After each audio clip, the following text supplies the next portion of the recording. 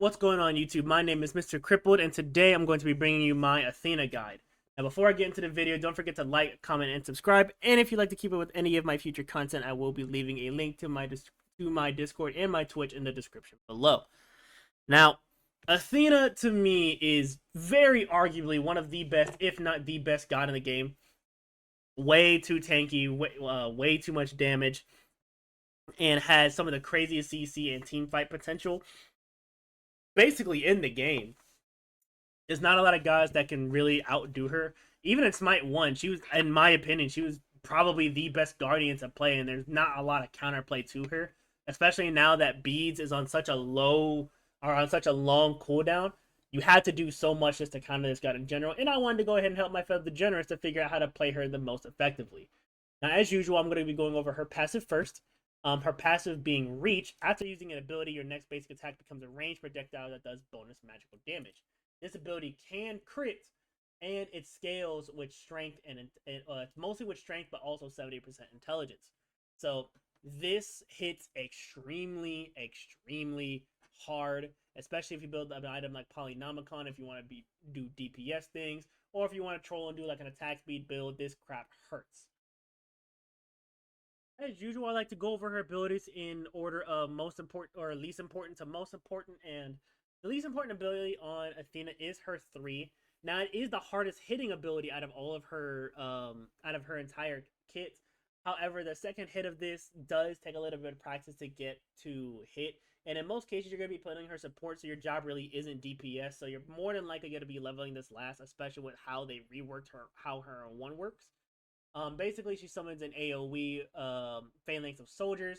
The initial summon does do damage, and then after a brief delay, it does damage again. The second hit, again, I want to reiterate, is harder to hit, and you'll need to understand how to use it in conjunction with the rest of her kit. Up next, I want to talk about her 1. Now, if this was Smite 1, the 1 wouldn't be as important as the 3, since this does more damage. But as a tank and what they did to this ability is way too important, and you need to level this first. What this does is a dash forward that slows the first enemy hit, and then whenever you do hit somebody with this ability, you gain 35 plus 10% of both your physical and your magical protections. This is insane to have, especially as a support, since you can dive in and not have to worry about being insta-killed. So they end up wasting their kit on you. You're basically be able to tank all the way through it and bait out a lot of the enemy god's abilities. And then last but not least, out of her base abilities is Confound. Now this ability is what makes Athena Athena. It is a giant taunt that slows enemies, and the duration of the taunt actually does go up depending on how many protections you have, stacking up to 2 times. Now, at least that's how I interpreted it. This second part here is kind of weird to explain, but it doesn't really matter in the grand scheme of things. You level this first, you taunt, benefit. That's basically what this ability is. And the crazy part is you're going to be leveling this first, since the taunt duration increases as you level it up. And for some stupid reason, even though it's minor, it does damage. So yeah, level this ability first. Finally, I want to talk about Athena's ultimate again. This ultimate is absolutely insane, especially in the conquest setting or even in an arena setting. Basically, what this ability does is you ult to an enemy god, and after you ult by targeting an ally god, and then after a short duration, you basically teleport directly to them, and the teleport does damage at a gigantic AoE. Now, in Smite 1, the problem with this ultimate, if it really had a problem, is that if you did it too late, when you ulted, and if the person who you ulted dies, you basically stay at the spot where you were trying to ult from. So if you were at Fountain and you were trying to ult somebody at tier 2 tower and they died, you would still be at the Fountain, and it goes on cooldown, which sucks. Now, when she ults, not only does the person you ult get a health shield, and it scales off of their it scales off, I believe, either off of their max health or for your max health. Either way, it scales. They get a health shield. If they do somehow manage to die, you still land at the area that you originally were going to land at had the ult went all the way through, making it to where even if you're late to the team fight and the person you're trying to save dies, you can still save the rest of your team, which is absolutely insane. Finally, I want to go ahead and go over her best builds. Now, I do believe that Athena can be flexed in the jungle, and you can do a DPS mage build out the jungle. But I think what really makes Athena stupid is building her as a support or a frontliner. So this is the build that I usually go for. Now, out of the starter items, War Flag or Selflessness is really nice. Either one of these, you gotta play it by ear. If the team has very heavy CC, having Selflessness on is going to be pretty good, considering the fact that once if your team gets CC'd, you give your entire team, or you give your ally that ally who CC'd a health shield equal to 10% of your maximum health, which is very nice to have. And then when this levels up to the next part, it goes up to 15% of your max health, and you gain bonus gold per second. So this is gonna really help with your resource management. It's going to help you get items on quicker. It's going to help protect your team, and this is going to be really nice. War Flag kind of does the same thing. Whenever you gain an assist for an enemy minion or a jungle monster or an enemy god dying, you gain bonus 8 gold and restore health and mana. Why you would build this if you want to be more aggressive. It gives your team movement speed and attack speed for 10 seconds, stacking up to 10 times, and each stack giving you 0.25 movement speed or 0.5 attack speed, which is really nice to have. And then the upgrade later on increases the amount of health you gain restored, the amount of mana you get back, and the movement speed and attack speed buff that you get when killing enemy minions. So if you want to be more aggressive, pick War Banner. If you want to protect your team more, pick Selflessness. Either one of these is going to work fine on her. For me personally, I like being hell of aggressive, so I usually build War Banner. Up next, the next two items for me are must-haves for support.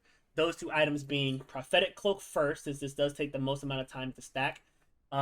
Whenever you damage an enemy god, after every 8 seconds, whenever you damage an enemy god, you gain a stack of protection that corresponds to the damage type that the god you hit deals. So if you hit a mage, you get magic protections. If you hit a hunter, you gain physical protections. And then once you get 15 stacks of both, it evolves, giving you 15 extra protections and damage mitigations, or 12% 6% damage mitigation if you're below 350 protections of both, and then 12% damage mitigation if you're above. So this does take a lot of time to build up, since you can only gain one stack once every 8 seconds. So I would recommend building that first. After that, I built Gauntlet of Thebes. Basically does the same thing as Prophetic Cloak, except it stacks not necessarily indefinitely, but whenever you get an assist. And once you reach 30 stacks, which is really easy to get by the second point, with the second item, you gain 10 of each protections, which will complement Prophetic Cloak really well. After this, you're gonna want CDR. I like building Breastplate of Valor. It gives physical protections and a good amount of CDR with mana and mana regen. However, the passive is also really nice on this, because whenever you lose 350 plus 20 of your level of HP, your ability cooldowns are reduced by 1 second, which is really nice to have on a tank. After this, it's kind of up in the air. Another really dumb card on her would be Stone of Binding. Whenever you hit enemy god with one of your CC abilities, i.e. your taunt, they lose physical and magical protections, which can end up killing not only tanks but squishies as well, making you do a lot more damage. So I'd highly recommend building this. If the enemy team has a lot of CC for your active, you can go Talisman of Purification. This does only give magic protection and health, but it does give CDR. And whenever you activate this, your allies and yourself are cleansed of all CC and gain CC immunity for 1 second. It does have a 180-second cooldown, so be sure that whenever you're using this, you're using it properly. Don't use it on a knockup, because they're still going to be up in the air and they're not going to just land back on the ground. So be very careful when you use this ability. If you don't want to go this item, you can go Oni Hunter's Garb. That gives you 4% damage mitigation for each enemy god around you, capping at 3 stacks, so a whopping 12% damage mitigations, making it to where dashing with your one and then dashing with one into the full enemy team not only gives you a crap ton of damage mitigations, but you also get all the protections from the one after hitting an enemy god. Last but not least is kind of up to you. You can go a kind of damaging item with Void Stone, giving yourself intelligence and making it to where enemy gods have their magical protections reduced, which will help the mage of your team. You can go Spirit Robe. That way, whenever you're hit by hard CC after diving in, you gain more physical and magical protections, which will pair really well with your first 3 items. If you want to get more damage on, you can go Chronos Pendant. This is one of those items that you kind of build early on. So if you don't go Breastplate of Valor, I would recommend building Chronos Pendant just to get the extra damage. However, this is a very niche item. I wouldn't build this every time. I would say building Spirit of Desolation would be a really good card on her, since you're going to be getting a lot of assists, and having your cooldowns reduced whenever you get a kill or assist, especially on a support, is very, very crucial. So you can make an argument about building this card last, or even one of your first few items. I also think building Void Shield could help as well. Even though you're not really going to benefit too much from the strength, you do reduce enemy gods' physical protections by 10%. Pairing this with Stone of Binding, your hunters are also going to be hitting really hard, so this could also be very nice. Pharaoh's Curse is something that I've been getting put onto. It's another active that basically reduces the attack speed of enemy gods affected by it, and it puts a 25% slow. So this is basically horrific in a defensive item. So this is also really nice to have. Predwin is kind of okay. You get damaging explosion that does 55% of your total protections as magical damage and slows enemy targets. And then you gain a health shield equal to 80% of your protections. This does also do damage again once that health shield is gone. So this is something that you can build on your support as well. You ult in, opt this active, taunt 3, or 3 then taunt, and then you're going to get a lot of mileage out of this item. However, I just think that there are other items that just do better. You can also go Amanita Charm that creates a mushroom that heals enemy gods for 3.5% of their HP. This again is niche. I wouldn't recommend building this too often. If you need anti-heal, Ruinous Ankh is also really nice to have. There are a lot of items that you can play around with. Shifter Shield. There's not really a lot of like go-to items, but if I had to pick, these would probably be the best ones to. And that's going to be it for my Athena guide. Again, thank you all for sticking to the very end of the video. If you want any other guides on any gods in the game, feel free to leave a comment in the comment section below. I appreciate all of you, and y'all take care.